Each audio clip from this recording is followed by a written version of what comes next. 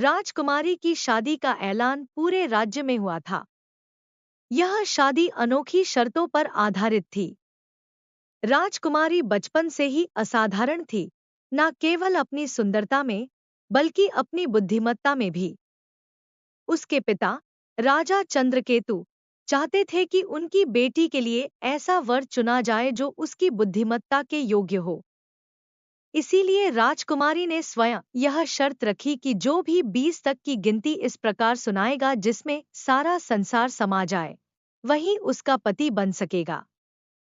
यह चुनौती बड़ी कठिन थी। गिनती सुनाने में असफल होने वाले राजाओं को सजा स्वरूप 20 कोड़े लगाए जाते थे। राजकुमारी की यह शर्त सुनकर पूरे राज्य में हलचल मच गई। आसपास के सभी राज्यों के राजा महाराजा इस अनोखी चुनौती के बारे में चर्चा करने लगे। एक तरफ राजकुमारी का स्वयंवर था और दूसरी ओर कोड़ों का डर। एक-एक करके राजा महाराजा आए। राजा ने दावत का आयोजन भी किया। मिठाई और विभिन्न पकवान तैयार किए गए। पहले सभी दावत का आनंद लेते हैं, फिर सभा में राजकुमारी का स्वयंवर शुरू होता है। एक-एक करके राजा मंच पर आते, बड़े आत्मविश्वास के साथ गिनती सुनाने लगते, लेकिन कोई भी गिनती राजकुमारी की शर्त को पूरा नहीं कर पाया। एक राजा कुछ इस प्रकार गिनती सुनाया: एक सूरज, 2 आंखें, 3 पैर, 4 दिशाएं। लेकिन जैसे ही वह आगे बढ़ते, राजकुमारी सिर हिलाकर मना कर देती।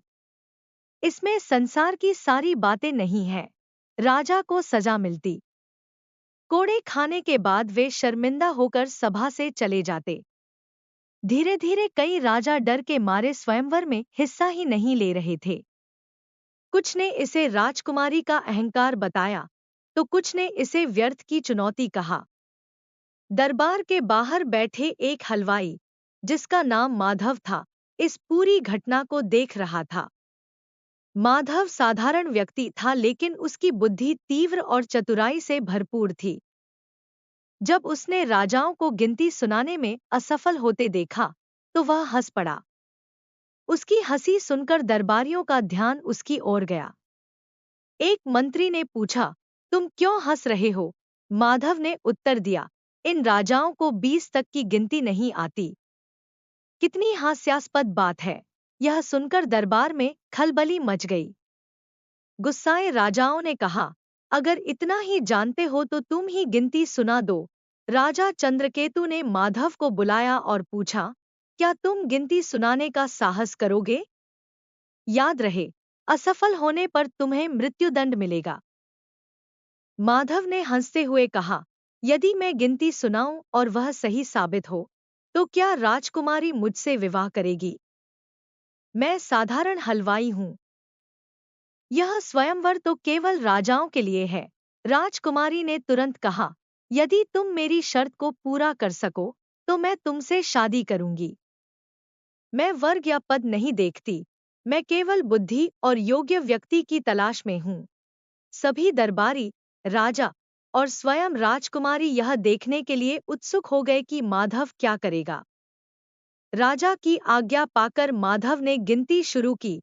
1 भगवान, 2 पक्ष, 3 लोक, 4 युग, 5 पांडव, 6 शास्त्र, 7 वार, 8 खंड, 9 ग्रह, 10 दिशाएं, 11 रुद्र, 12 महीने, 13 रत्न, 14 विद्या, 15 तिथियां, 16 श्राद्ध, 17 वनस्पति, 18 पुराण, 19वीं तुम और 20वां मैं। माधव की गिनती सुनते ही दरबार में सन्नाटा छा गया। सभी लोग स्तब्ध थे। माधव ने न केवल राजकुमारी की शर्त को पूरा किया था, बल्कि उसने अपनी गिनती में संसार के सभी महत्वपूर्ण तत्वों को समेट लिया था। राजकुमारी ने कहा, यह गिनती न केवल सटीक है, बल्कि इसमें गहराई और बुद्धि भी है। माधव, तुमने मेरी शर्त पूरी कर ली। मैं तुमसे विवाह करने के लिए तैयार हूँ। माधव और राजकुमारी का विवाह धूमधाम से हुआ। यह कहानी राज्य भर में चर्चा का विषय बन गई। लोगों ने सीखा कि बुद्धि और अनुभव का कोई विकल्प नहीं है।